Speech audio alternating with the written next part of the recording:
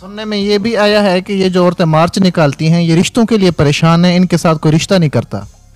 تو ان کے مسئلہ اگر ان کو رشتے کا مسئلہ رشتے نہیں ہوتے تو پھر بھائی یوٹیوب کے اوپر بہت سارے آج کل یوٹیوبر بیٹھے ہیں جو لکھتے ہیں تھمبنیل کے اوپر کہ اس کا رشتہ نہیں ہو رہا ہے، اس کے ساتھ جس نے شادی کرنی ہے وہ آ جائے. تو وہ یوٹیوب والوں سے رابطہ کر لیں، وہاں پہ ویڈیو بنائیں، رشتے مل جائیں گے، ایک سے بڑھ کر ایک رشتہ آپ کو مل جائے گا. ٹینشن کائے کی ہے، بہت سارے رشتے ہیں. بلکہ ادھر تو رشتے کے لیے آپ کہہ لیں رشتے ان کو چاہیے، رشتہ نہیں ملتا. وہ بھائی ادھر عمران خان نے لنگر خانہ بنایا ہوا ہے، وہ منار پاکستان کے پاس بھی آپ کو پتہ ہے، وہاں پہ کتنے گاؤں دیہاتوں سے لوگ آ کے وہ وہاں پہ پڑے ہوتے ہیں. تو ان کے ساتھ شادی کر لیں، نکاح ہی کرنا ہے. بندے تو بہت ہیں یار. ان کو پھر کون سمجھائے؟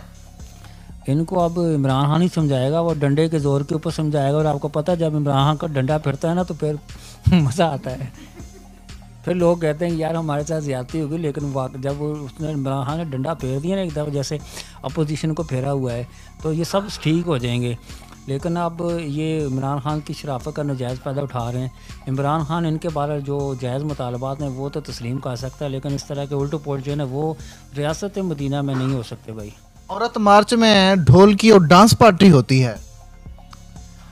پہلے تو میں نے سنا تھا ڈھولکیاں جو ہے وہ شادیوں کے اوپر بجتی تھی، اپنا شادی والے مہندی کی تقریبات اس کے اندر ہوتی تھیں. اب عورت مارچ، ہاں یہ میں نے بھی دیکھا ہے، ویسے مجھے یاد آ گیا، میں نے دیکھا ہے ڈھولکی نہیں ڈھولکیاں بجتی ہیں. اور ڈھولکیاں وہ بجاتی ہیں جو خود ڈھولکیاں ہوتی ہیں، چھوٹی چھوٹی نا وہ ڈھولکیاں انہوں نے باندھی ہوتی ہیں، اپنے سے بڑی ڈھولکیاں بجا رہی ہوتی ہیں ویسے ٹپ ٹپ جیسے وہ نہیں آج وہ کر رہے ہوتے ہیں.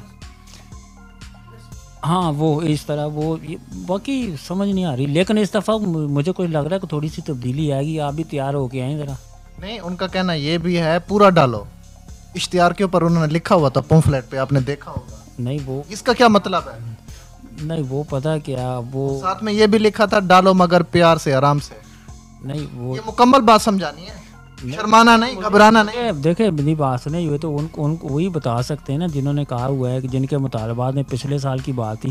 اب دیکھیں اب اس سال کیا ہوتا ہے. اب ضروری تو نہیں کہ اس سال بھی ڈالنے والے مطالبات ہوں گے. اس دفعہ تو کچھ شاید چینج ہو جائے گا، سارے وہ نہیں ہوں گے. لیکن اگر وہ اس طرح کے جو وہ اس دفعہ آئیں گے تو پھر آپ ان سے خود پوچھیں کہ ان کا کیا مقصد ہے، کیا وہ بتا دیں گے آپ کو. کوئی صاحب جب ایک بندہ مارچ کے اندر آتا ہے تو وہ سب کچھ بتا بھی دیتا ہے. اس دفعہ تو لگتا ہے مرد حضرات ویسے بھی پریشان ہیں کچھ مہنگائی کی وجہ سے.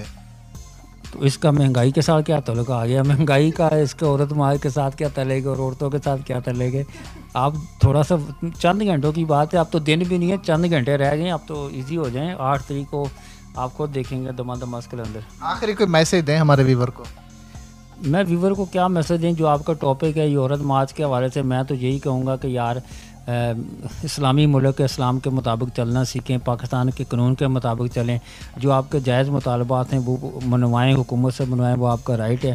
لیکن جو الٹے پلٹے مطالبات ہیں نا وہ نہ کریں. اس طرح کے بیہودہ عجیب و غریب ایسے کر دیں تو ایسے ہی ہم یہ بھی اجازت دے دیں، وہ بھی اجازت دے دیں، تو یہ نہ کریں. باقی جو جائز ہیں اس کے ساتھ ان کے ساتھ ہم کھڑے ہیں، لیکن جو جائز مطالبات نہیں، جو بیہودہ گندے مطالبات ہیں نا وہ نہ کریں. ریاست مدینہ کیسے بنے گی پاکستان؟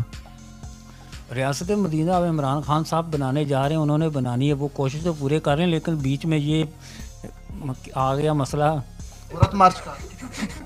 ہاں یہی مسئلہ ہے. اب وہ کیا کرے بیچارہ. ایک طرف وہ یہ عورت مارچ والوں نے کہا کہ ہم عورت مارچ کرنا ہے، دوسری طرف وہ اپوزیشن ہمارے وہ گنجا گروپ ہے وہ بھی کہہ رہا ہے ہم عدم اعتماد لے کے آ رہے ہیں. ادھر سے وہ سارے مل گئے ہیں، کچھ اور ڈاکو. یہ سمجھ نہیں آ رہی اب کیا عمران ہم تیرا کیا کرے. اب ان کو دیکھے اپوزیشن والوں کو جو کہتے ہیں عدم اعتماد لے کے، یعنی ہم کو اس کو فارغ کرنا ہے. اوپر سے عورت مارچ 8 تاریخ کو آ رہا ہے، وہ بھی ہے. عمران خان ریاست مدینہ بنے گی، وہ بنائے گا انشاءاللہ، آج نہیں تو کل بنائے گا.